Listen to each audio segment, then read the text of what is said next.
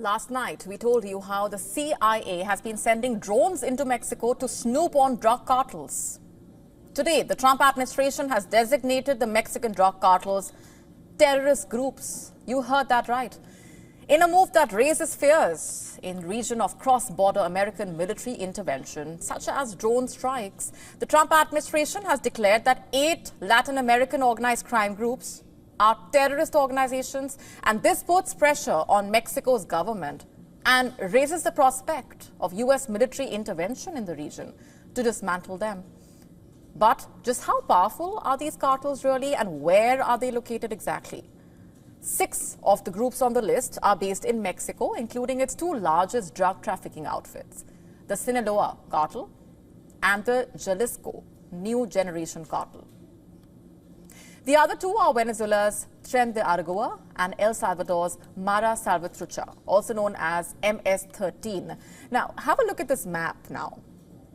It shows where these notorious cartels are located exactly. And for more than a decade now, the drug cartels have been fragmenting, creating a host of smaller splinter groups that fight over turf. And today, the 2 largest and most powerful cartels are the Sinaloa cartel and the Jalisco New Generation cartel.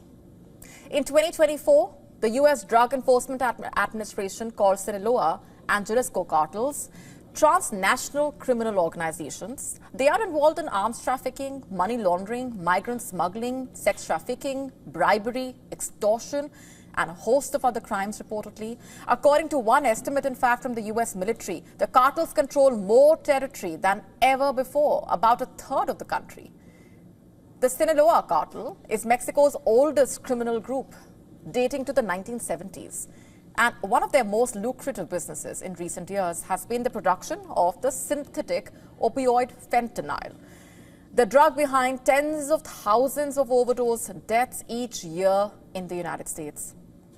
The Jalisco New Generation cartel is a hyper-violent and fast-growing group that spread through sort of franchise agreements with local gangs, and they have aggressively attacked Mexican authorities, including military helicopters, using explosive dropping drones and IEDs. What would the designation mean is the immediate question. You see, when a group is designated as a terrorist organization by the U.S., it becomes illegal for people in the U.S. to knowingly offer support. Its members are also banned from entering the U.S. If they are already in the U.S., they face being deported. If financial institutions discover they have funds connected to the group, they are required to block the money and alert the U.S. Treasury Department. Analysts say that the designation could affect the supply of weapons to the cartels from the U.S. Earlier this year, a U.S. government study traced more than 150,000 firearms, including assault rifles, back from Mexican criminals to gun shops and factories in the U.S. under anti-terror laws. Those who purchased the guns in the U.S. for the cartels could face much heavier penalties. So how has Mexico reacted, you might be wondering?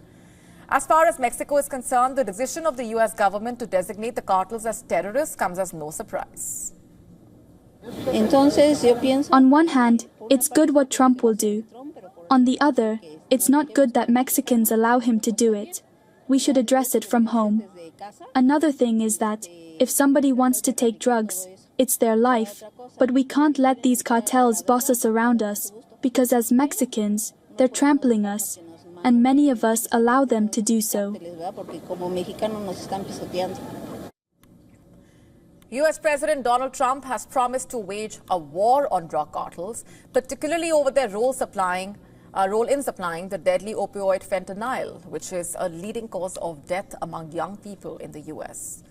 In fact, he has accused the Mexican government of intolerable alliance with these groups.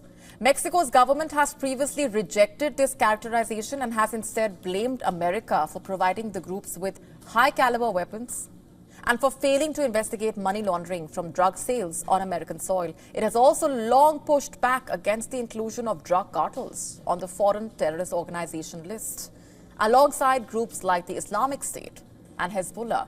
Mexico says that drug cartels require different solutions.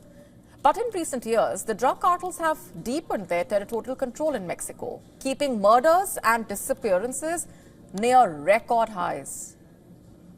Washington's move to brand them as terror organization comes as Mexico is engaged in tense discussions with the Trump administration over security and migration to try to avoid a 25% tariff on most of its exports. And on Wednesday, Mexican president there said that the CIA drone flights over Mexican territory were part of a collaboration with the U.S. government. If they make this decree to investigate even more the money laundering in the United States and their own criminal groups that work in the United States that make this sale of drugs, that's great. What we do not accept is the violation of our sovereignty. So that is why it is collaboration, coordination, without subordination, without interventionism, without meddling. The decision comes amid growing reports of greater use of American drones over Mexico to snoop on cartels and sniff out drug labs. But experts say that this also raises the possibility of American drone strikes on Mexican territory. To stay up to speed with the latest news, download the WION app and subscribe to our YouTube channel.